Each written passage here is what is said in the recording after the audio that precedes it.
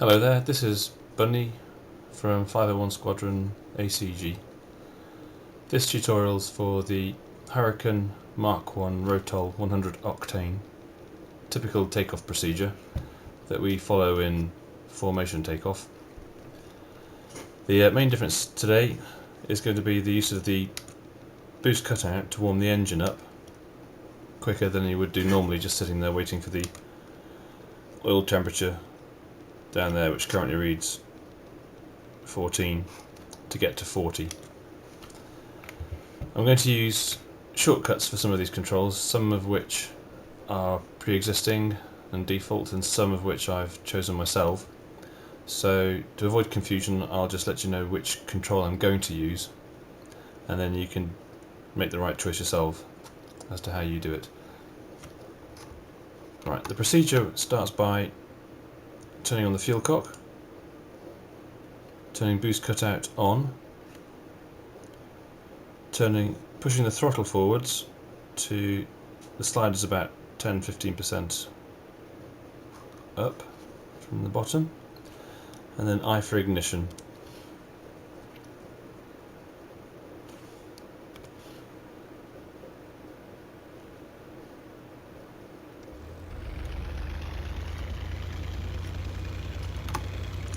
Now the temperature has to get to 40 degrees. Typically you'd sit here and wait for that to happen. First, just going to set the convergence distance to 200 yards. And we'll set the wingspan to 32 feet. That's the 109, your biggest enemy. Turn the reticule light on and open the cockpit, because I like to get a good view on takeoff. We could also lean outside the plane get a better view front and back. And as I said, typically you sit here and wait for that oil temperature to go to 40, but instead we're going to use the throttle. With the boost cutout on, we can throttle forwards to 100%, and the plane will go past the stumbles you usually get and move. So we're using the throttle to go at a steady speed. As you can see, the oil's now at 40 degrees, so we're going to open the radiators up. That's the blue slider. It's also the lever to the left of the chair.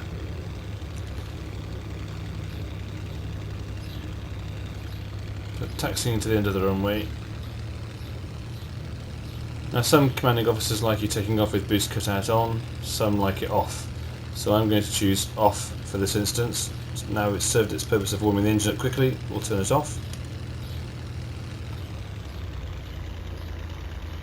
Let's swing around to the end of the runway. If you hold the brake key down, you can actually turn on the spot if you want to.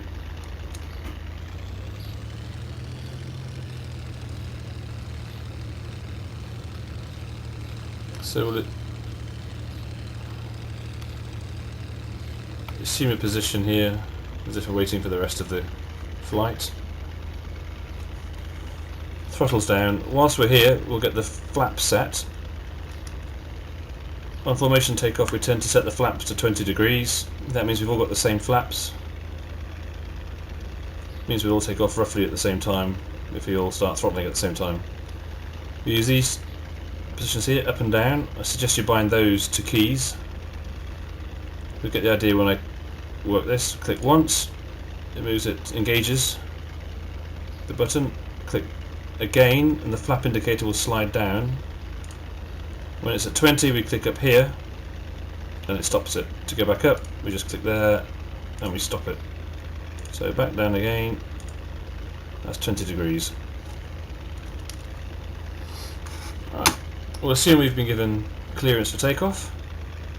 So push the throttle forwards gently until 100%. Use the rudder to keep the plane nice and trim.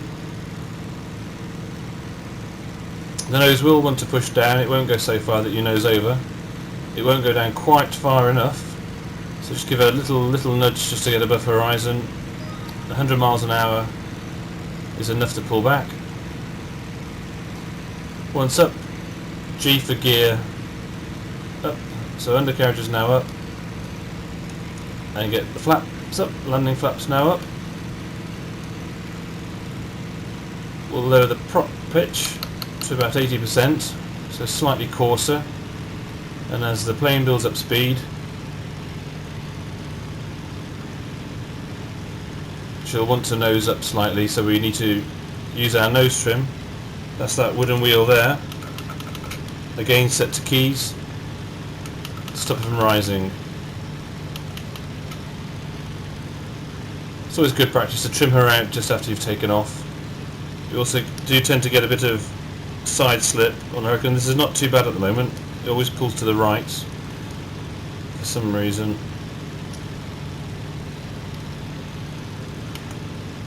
And that's a typical takeoff.